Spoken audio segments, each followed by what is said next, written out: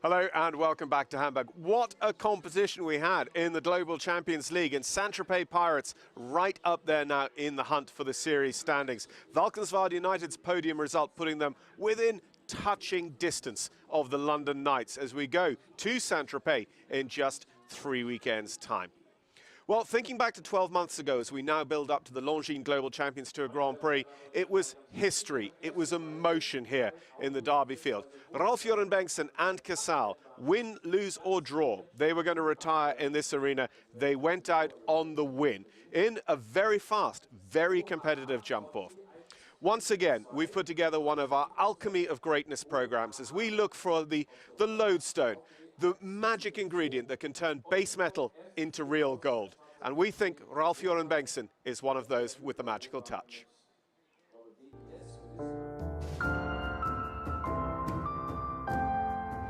You try to build this relationship with the horse for many, many years, and of course, you're sometimes going to be disappointed and say, is it going to be enough? But if you just continue this regular work and you believe in it, the good things what you feel as a rider, they mostly come back again, and then you're back in business again.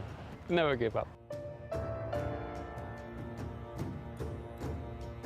Of course, Hamburg is for me a little bit of my home show because I live 40 kilometers away from here. I had tremendous success here in the ring, just in Hamburg, especially with Casal. Final of his story last year when he won the Global Champions Tour class and get retired at the show there. It was a fantastic moment for me. And the horse really deserved it after all these years. What he have done for me, he knew what I want. I could really rely on him. Go on, go on, go on, yes! 42.69, what a way to finish. Of course, a horse like Casal, we probably never going to see more or less again. And for my people around, for the team, for my sponsors and everything, he deserved to come out in his last round like this. Now the two what I have here, Oak Grove Scarlet, that's actually the son of Casal. And I have Crunch, also 10 years old, and they are both slowly growing up to the big sport now. Oak Grove Scarlet is the one who's going to start in the Globus League and hopefully also later on Saturday. Even if he's a son of Casal here, he's another type of horse, but he has many similar things from Casal. Of course, he's a bit bigger, but there's many similar things. He wants to do clear, he wants to do good, and that is for me one of the important parts in this game. This is my first time back again in the team. To be on, we say, Hamburg, my home ground here, I want to be able to do as good as possible, of course. This is a good opportunity to bring all good riders together. Young riders can join a team also with more experienced riders to have the one day where we start up, we see how things goes, and then you are able to have one day free, and then you can make a choice which member, which horse, and you can try to even top up your result for the final day. It's a new way of thinking. It comes even more. We come to the playoff, we get all the best teams there, and we compete in one weekend. All the best are going to be there. As a rider, you have been there a couple of times where you have good horses, everything running, you have good success and everything is bright and shiny, and all of a sudden something happened with another horse or you are out for a moment. But then I think it's important that you don't try to push the next generation of horses too quick up to that level. I've spent this season or this year to build something with the two horses that I have there and just let it wait a little bit. I'm actually hoping this weekend that my horse can give me that answer, not in result. I don't expect that, but I want to have the response from my horse here this weekend that if he's ready for it. To get this feedback from your horse, to feel that the horse gives you this signal, what you're expecting, what you wish you're going to have, give you the feeling that he jumped his big fences easy, or he's happy to be in the ring, and how he performs, how he moves over the jump. The answer is what I'm searching for this weekend, actually. I hope the result's going to be good enough, but the main thing for me this weekend is to feel that I'm ready to get back.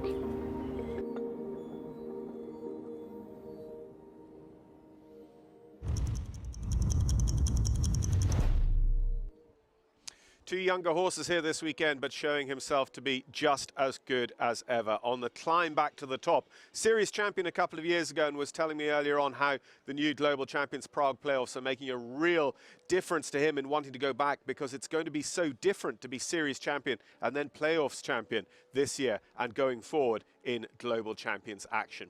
Well, out on the Derby field, we've got Frederick de Backer. And Frederick, once again, we're going to bring a little bit of Derby into the Longines Global Champions Tour Grand Prix. You've got the news.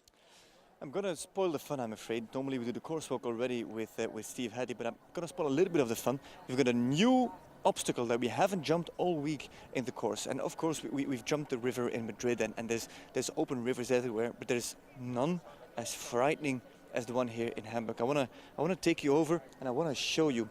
We've got a lot of these Longines VIPs coming through, but we're going to try to work our way through here. Just have a look at the size of this open river, this open water. It's a full 11 meters across. That's the size of a football goal. Of course, they don't have to jump it that way. They have to jump it the other way, but still it is 3 meters, just over 3 meters. 1, 2, 3, just under 4 meters, the full width from the point of takeoff to the point of landing. You cross nearly 4.5 meters. Hell blue. It's very, very sharp blue. They haven't jumped it all week, so for those horses, they're going to jump this for the first time throughout this week, and that's in this big Grand Prix, very important Grand Prix with a lot at stake. Looking at the lineup of fences to the river, and then after the river there's a lot of things that can happen. So this river, we'll jump it for the first time, and I think we'll be talking about it quite a lot, John. I agree, Fred. I think we're going to be talking about that a considerable amount, not only in its own right as a fence, but how Frank Rothenberger relates it to the fences before and after are going to be critical to success and getting through to the jump-off in the first round of Longines Global Champions Tour Grand Prix action. Well, we've kept Frederick busy this week, because a little earlier on we asked him to put his thoughts down about who is in form for Grand Prix success.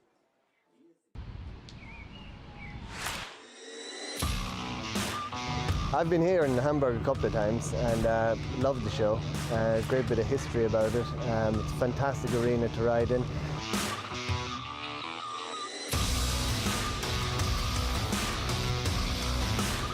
Hamburg in Germany. The 5th stage of the season and the 3rd time that we visit a big galloping grass arena. Last year, this popular arena of Klein Floodbeck was a stage to a Saturday afternoon full of sports, passion and magical moments that will go down in history. Right after his Grand Prix victory, Cazal retired from the sport on home soil and in front of thousands of fans. Go on, go on, go on, yes! 42.69, what a way to finish. They finish a champion, they are a champion, they're the champion of champions.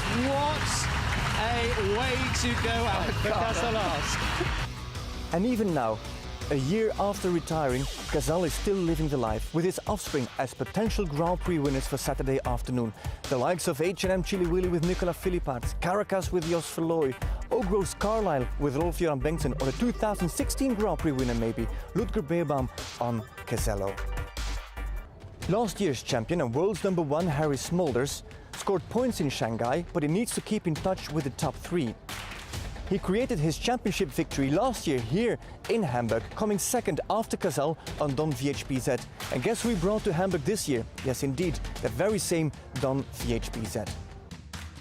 Current ranking leader Scott Brash and last weekend's winner Ben Meer, who is also second on the overall standing, are missing out on this event here in Hamburg. And that opens the door for the #3, Edwina Tops Alexander. The Australian has brought her massive jumper Inca Boy here to Hamburg in order to close the gap on the leader and, who knows, maybe even overtake the ranking. With the race for the championship underway and the top 5 within touching distance, this year's Grand Prix winners Scott Brash, Edwina Tops Alexander, Gregory Watley and Ben Meer have already claimed their ticket for the Longines Global Champions Super Grand Prix in Prague. Who will claim the 5th ticket and who will move up or down on the overall ranking? All the answers this week, live from Hamburg.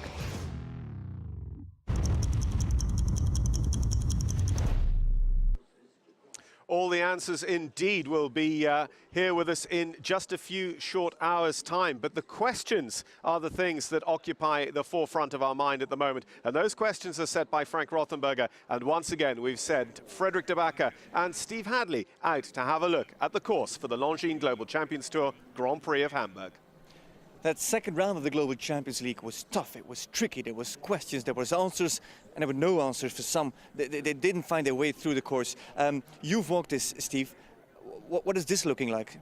This, to me, is the first Rothenberger course of the week, the real typical blood and guts course. It's a big course, wide, power all the way, you know. 13 fences, you wouldn't know which is the most difficult fence of the lot. Treble combination at fence 12, huge oxer coming out, big oxer to finish, big double here, tricky line to the water. The first fence is enormous. There, it's a 155 square oxer of the Longines fence. It is very, very big. Quite a lot of horses could have that fence down, I would think, as we can see there. A long looping line here, 8 or 9 strides to a maximum height, 160 vertical. Around the corner to over, we've got a lot of people around here, haven't we? Over the corner there. Oh, tricky plank. A real tricky all plank. The way on the top of the wing. 160, top hole. You know, there is no prisoners being taken here this afternoon. I mean, we're always saying the highest of the highest of the highest. But this is as high as it gets. Yeah, you can't make it any higher. You know, and this is where the Hadley nose comes into place. 1 metre 60. There's one or two of these a bit more than 160. This is plus 160. I'm going to tell the truth. It's all the way up. Plank, difficult. The colour, anything special about the colour? It's a little bit pastel shade. It's a bit bland, the colour. You know, I don't think it'll make a great deal of difference, but it's not got a lot of definition about it, really. This ground is chopping up a bit, you know, now. 1, 2, 3, and then a gallop to one of the most feared fences of the whole weekend. Yes, that fence of exactly. Idée Café. What's wrong with it? The most influential fence of the whole weekend this has been. These orange and brown poles, they've been causing a lot of problems, and it's a difficult fence across here. A long run to it would be very easy to have the front rail off that. It's if we measure the front width, it's 1, 2, just under 2.5 meters. Yeah, exactly. Let's ask this man, Marcus. Well, we've seen a lot of faults on this fence. What makes this fence so difficult to jump? It's a good question for me because I had it 3 times down already and I hate it. That's why we came to you. Yeah, I hope this time I make it. You said you've got it 3 times down. Will you approach it differently now? Okay, in the first one was the last jump. It was really a different way and it was a vertical. But this is a very delicate jump. There's the skinny jump and even the color. It's very hard to judge really. So, but here you have to look for the front and the second bar. So it's a very delicate jump. I think there's the most faults also in this class now. Just so you know, there's millions of viewers watching. We're all cheering for you to at least clear this one. Otherwise, I don't buy any coffee. Come on, Fred. We've got to no keep more coffee for Inning if he takes it down. The treble combination is the last fence, and I really want to walk that. Then we came from 4, a long approach from 4. If I would say a long approach, I would be doubting about my distance 10 times because you've got so much time. You know, it's a long approach here. It's a great big long. They're all 8 and 9 strides, all these distances. That vertical there is near enough 165. It's a huge vertical. Again, all the way on top. There's no holes left. No. Around the stone wall. Around the stone wall, and now again, another 160 vertical here. Now let's gauge it because this is not 160. This is the highest of the highest. Stand next to it. If your nose is 160, this is nearly 165. Yeah, and it's plus huge, this is plus 165. Vertical. And a related distance to a water. Because it's not about the fence, it's about what comes. About the water as well, you know. But that's a big fence in its own right. You know, and this is a big water. How do you jump a water? Do you wait? Do you attack? Do you get close? Do you have to give room? How do you jump a water? They're going to have to make the turn, come up here first, make the turn, and then hold for 3 or 4 and ride for 3 or 4, because that's a big fence actually. But if you jump a 160 vertical, you need to give a little bit of room. But where do you want to take off? Is it here or is it as close to that as you can? As close as possible. How many strides, Christian? I think 9 of 10 riders do 6 here. Maybe horse with a really small stride, they do 7, but I think in general 6. Yeah. I'm the 10th rider with a 7. Okay. Okay, thanks lads. Come on Fred, we've got to keep going. We're not going to make it. We're going to have time faults. Oh yeah, we'll be fine. We'll be fine. Let's go through there and I'll follow. That's tricky. And don't push me now. Now after that, there's a big double. I really do want to get to this treble combination. I just want to point out to our viewers, later on, they'll put a sort of clay, a sort of plasticine here on this part. This is exactly to see whether the horse clears the water jump or not. And if they have the print of the hoof or the horseshoe on the plasticine, it's a fault. If they land here, it's good. If they land in the water, well, yeah, for sure, then there's a fault. Will you stop talking and let's walk the rest of this course?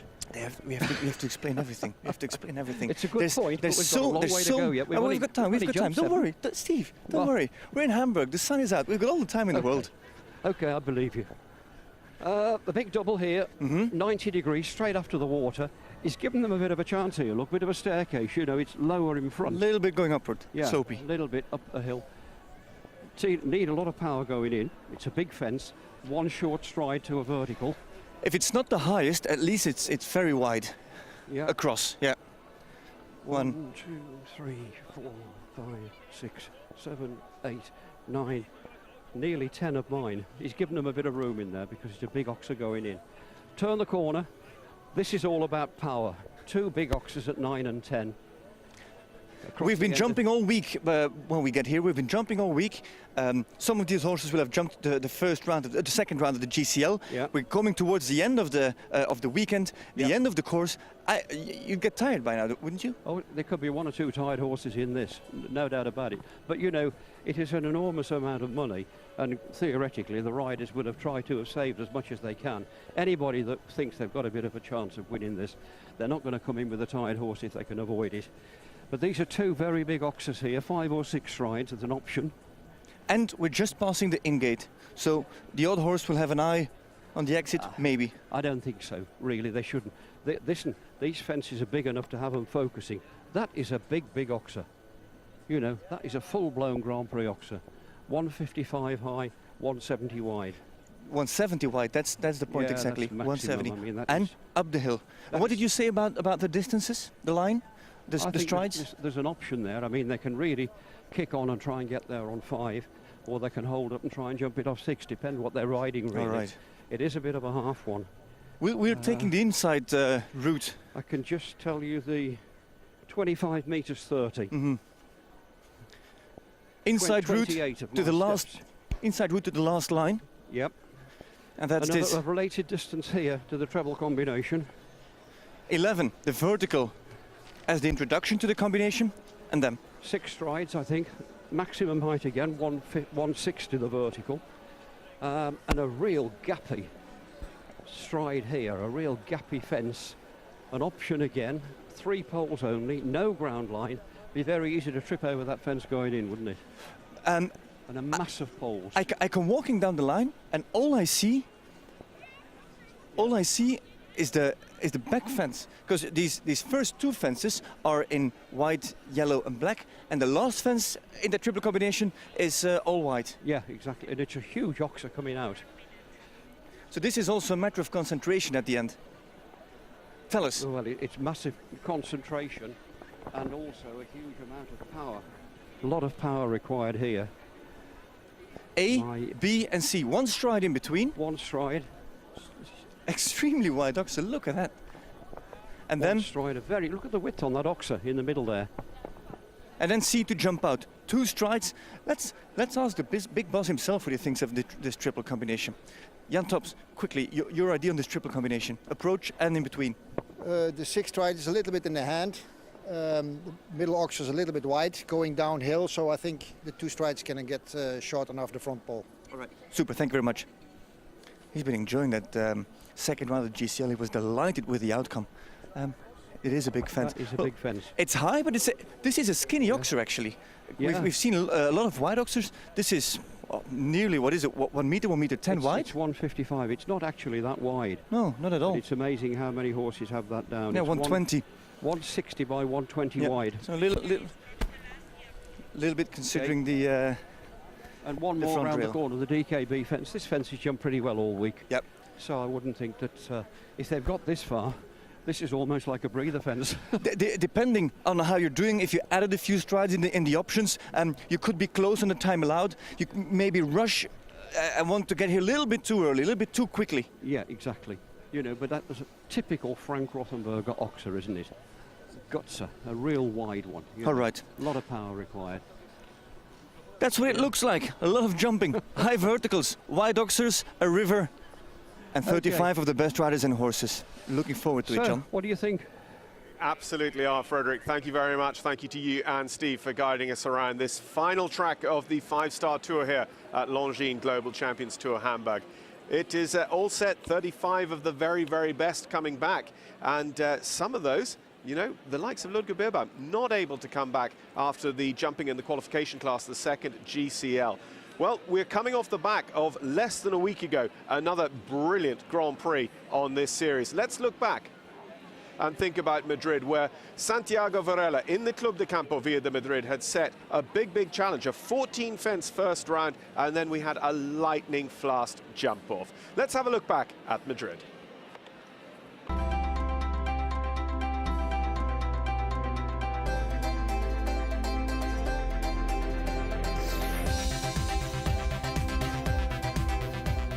Competing in Madrid, for me, it's very nice. The atmosphere here is unbelievable. The people, they really support the Spanish riders. There's a few options here and there. It depends a little bit on the time. He sort of really opens you up a little bit halfway through and then shortens you up a lot at the end. There's a double plank, so it'll be interesting how that's going to ride. The horses are jumping good. I think we have good form, but different course, different competition. The Longines Global Champions Tour Grand Prix of Madrid, the first European stage of the series and leg 4 of the championship race. All the big players were in there once again. Marcus Enning, a previous winner in 2016, and the likes of Scott Brash, the series leader currently of the championship. The vagaries of the Madrid arena is something to behold. With a slope on there, it produces some really interesting courses, and Santiago Varela, the course designer, at his very best here. Early clears, well, that went to Spain. Paula Amalibia already getting the home crowd, which was huge here, on their feet as she produced a clear very early on. Good girl, well done, that's super. Yeah. What a cracking round. Previous winner Marcus Enning, the triple bar going down for him, but there would be still plenty to play their parts. Series leader Scott Brash in the mix once again. The fantastic Ursula would again produce the goods for the Mexico winner. Edwina Tops Alexander, keeping the championship race alive, would also take California into the jump-off. Others to come alongside would include Spain, Eduardo Alvarez Aznar, a great start for him in Mexico and on home ground here, looking to once again try and get himself on the podium. And the man of the moment, Ben Mayer, would complete the 10 going into the second round. On the back of a fantastic win in the Global Champions League with the London Knights, could he go right to the top? The drama in Madrid for the jump-off already reaching new levels. A massive crowd cheering them all the way, the music going up to a new level, but the sport would go up another notch too.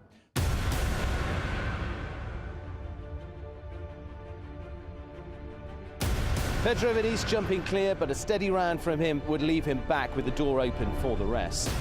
Heartbreak for Edwina Tops Alexander, going brilliantly with California, and just that last fence going, putting them out of a chance of winning here today. Peter de Vos, the man from Belgium with Espoir, will be the one to shake things up as he takes the lead in the first third of that jump-off. Then it would come down to others. Mark Houtsager taking it a bit steady and still leaving Peter de Vos in the lead. Scott Brash, all eyes on him. There were specialists on turf down in Mexico. Could he and Ursula, this grande dame, do it again? They would go in and produce a fantastic round, but again, a little steadier on the clock, leaving Peter de Vos ahead, but Scott with valuable points in the championship. Well into the second half of the jump-off, and Nicola Philipparts, already with a win behind him for the Global Champions League, with teaming up with Ben Mayer, would take things up another gear. A fast run around the early fences would put he and H&M Harley van der Bisschop in front of the field so far, but more drama still to unfold. Then they would turn to the Spanish rider, Eduardo Alvarez Aznar and Rockefeller. Could this so rich combination produce the goods for the home crowd that were right on the edge of their seats? He's quick. Just got to be careful. Come on, he's got to jump this and then gallop. It's going to be very close. Has he got him? He looks very close. 39.79. It's the same time. It's the same time as Nicolas Philippart's. Oh, would you believe it? Shanghai had proved an amazing show for Ben Mayer. However, here in Madrid, could he go to the top of the podium? Now we would find out the real test of the 9-year-old Explosion W. A brilliant round in the team competition, and now Ben taking even tighter lines in the early part of the course would have everyone right on their toes. Could he do it? Could the drama go right to the wire in Madrid? Ben fast over those first few fences, this 9-year-old showing exactly what it could do. A very special horse indeed. Down the final line, just one more fence to go, and Ben looked well up on the clock. He crosses the line and takes the win.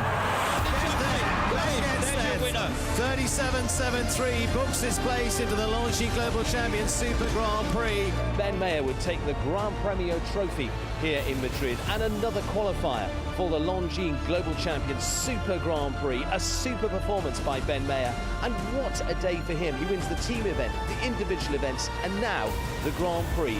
Great Britain takes it, and a great rider ahead on this stage of the Longines Global Champions Tour in Spain.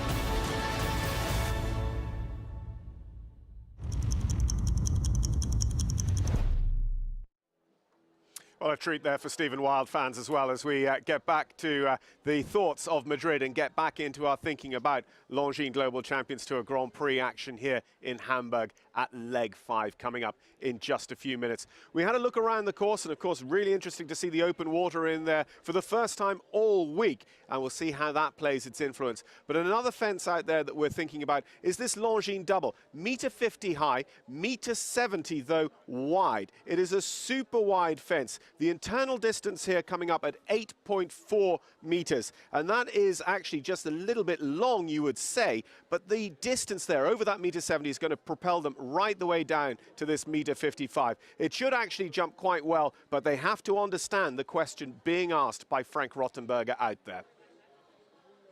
And there, of course, is Frank just in the second screen, talking to some of the athletes just preparing for this Longines Global Champions Tour Grand Prix, as indeed now do we. We'll be back with all the action in just a few minutes' time.